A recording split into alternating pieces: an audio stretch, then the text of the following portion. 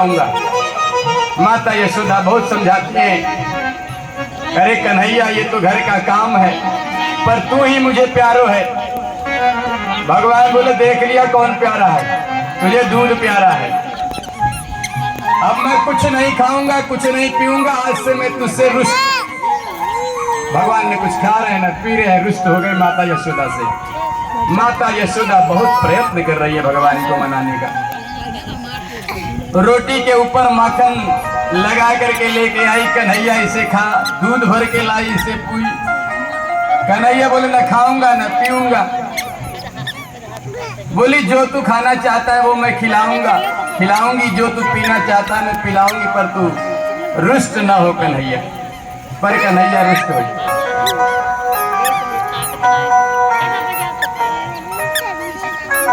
माता यशोदा कहती देख कन्हैया दूध पी ले।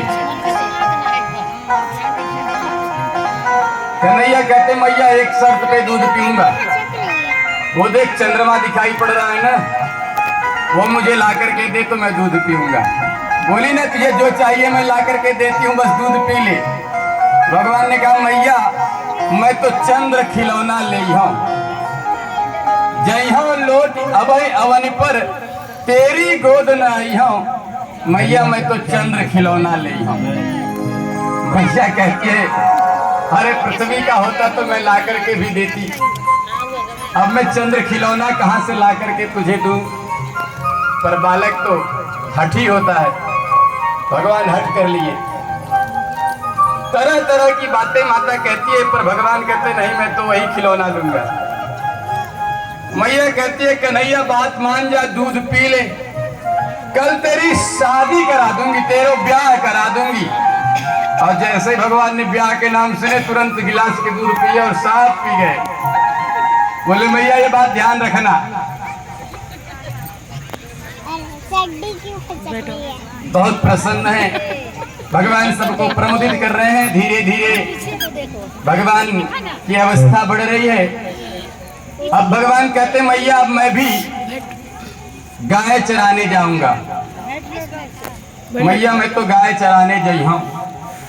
मैया कहती अभी छोटा सा है कन्हैया, तू गाय चराने कहाँ जाएगा, वहां जंगल में बहुत बड़े बड़े जानवर रहते हैं, पशु रहते हैं। भगवान बोले नहीं मैया मैं तो जाऊंगा। मैया कहती है कि जब तुझे चराने जाना ही है तो एक काम कर, ये बछड़ों को चराने जाया कर। भगवान ने कहा जो ही सेवा मिले सो ही सेवा।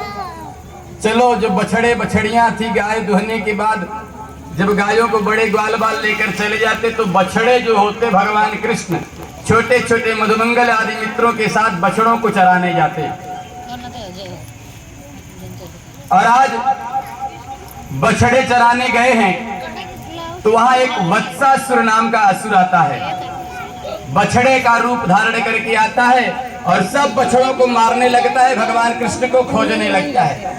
और जैसे ही भगवान कृष्ण ने देखा कि आकर के उधम मचा रहा है ये बछड़ा, हम बछड़ों से, हमारे बछड़ों से कुछ अलग है, दौड़ कर गए, उसके पैर को पकड़े, उठा करके भूमि पर पटक दिए, गोविंदाय नमो नमः। वत्सासुर का भगवान ने कल्याण कर दिया। आकर के सब ग्वाल बालों ने कहा मैया एक असुर आ गया था वत्स के रूप में, आज कन्हैया ने उसका कल्याण ही कर दिया। मैया दौड़ कर गई, अपने कन्हैया को गोदी में उठा ली। कि कुछ न कुछ विडंबना, कुछ न कुछ विपत्ति आती ही रहती है हमारे यहाँ।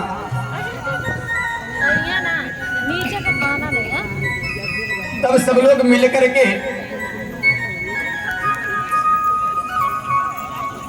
एक मंत्रणा करते हैं। एक फल बेचने वाली भी आती है, भगवान उसके ऊपर भी कृपा करते हैं, कहती है फल ले लो, फल ले लो। भगवान ने कहा कुछ हमें दे दो। बोली फल ऐसे ही नहीं, उसके बदले में कुछ अनाज चाहिए। तो भगवान कृष्ण गए, भर करके अनाज अपने हाथ में लेकर जाने लगे तो वहां पहुंचते पहुंचते सारे अनाज गिर गए थे, केवल एक जौ बचा रह गया था। फल वाली बोली जो ही मिला सोई, तेरे मुख को देख करके मन करता है कि सारा फल तुझे दे दूं। भगवान को सारा फल दे दी और केवल एक जौ भगवान लिए थे, उसको लेकर के अपने डोलची में रखी अपने, और घर पहुंचते पहुंचते उसका डोलची पूरा सोने चांदी हीरे मोती से भर गया। बहुत प्रसन्न हुई, प्रमुदित हुई। अब सभी नंद बाबा और ग्वाल बाल सभी गोपगण ये विचार करते हैं कि हम लोग जब से कन्हैया का जन्म हुआ है हम लोगों के यहाँ कोई न कोई विपत्ति आ जाती है, इसलिए ये गोकुल छोड़ करके कहीं दूसरी जगह चलते हैं। तो सबने विचार किया कहाँ चलेंगे, तो वनम वृंदावनम नाम पशव्यम नवकाननम गोप गोपी गवाम सेव्यम पुण्यादि तृण विरूधमम। बोले एक सुंदर वन है, उसका नाम है वृंदावन।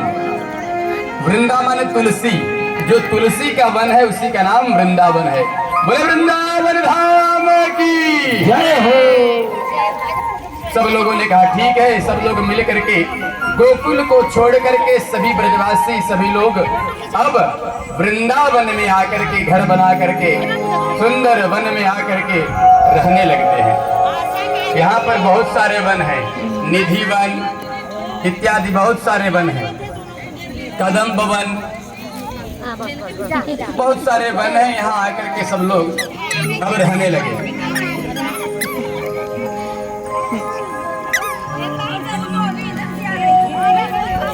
अब भगवान थोड़ा बड़े हुए और बोले मैया अब मैं गाय चराने के योग्य हो गया हूँ कि नहीं।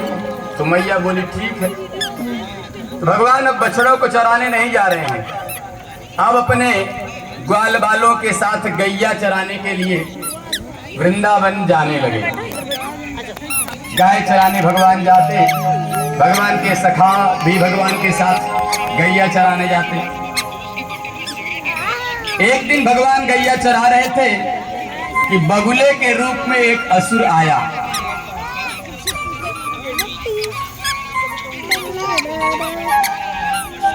भगवान ने देखा कि असुर आया है, भगवान दौड़ कर गए, उसका भी कल्याण किए।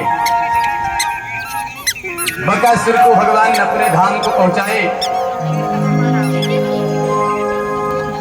कुछ दिनों के बाद गाय चरा रहे थे, वहां पर एक असुर आया, अघासुर, अजगर के रूप में एक असुर आया और जहां सभी ग्वाल बाल हैं वहीं पर अपना मुंह खोल करके बैठ गया है।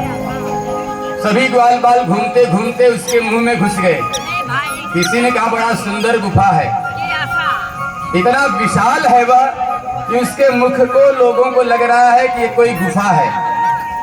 सभी ग्वाल बाल घुस गए, भगवान नहीं घुस रहे हैं। भगवान को पता है ये असुर है और वो भगवान की प्रतीक्षा ही कर रहा था कि जैसे ही ये कन्हैया घुसे बस मुंह बंद करूं और कंस के शत्रु का नाश कर दूं। भगवान ने विचार किया जब तक मैं नहीं जाऊंगा इसका भी कल्याण नहीं होगा। भगवान जैसे उसके मुख में प्रवेश किए, उसने अपना मुख बंद किया। भगवान ने दिव्य रूप धारण किया, अपने रूप को बढ़ाया, धीरे धीरे उसके मुंह को फाड़ दिया और उसका कल्याण कर दिया। गोविंदाय नमो नमः। भगवान ने अघासुर का कल्याण कर दिया। सब बहुत प्रसन्न हुए कि अघासुर मारा गया, बकासुर मारा गया। जा जा करके सब जगह कहने लगे कि कृष्ण ने इसको मारा, उसको मारा। ये सब लीला भगवान कर रहे हैं, परंतु सब भगवान के प्रेम में, भगवान के वात्सल्य में है, इसलिए भगवान की भगवत्ता को नहीं समझ रहे हैं। कोई भगवान की भगवत्ता को नहीं समझ रहा है। हाँ, इतना समझ रहे हैं कि हम भगवान जब छोटे थे तभी शिव जी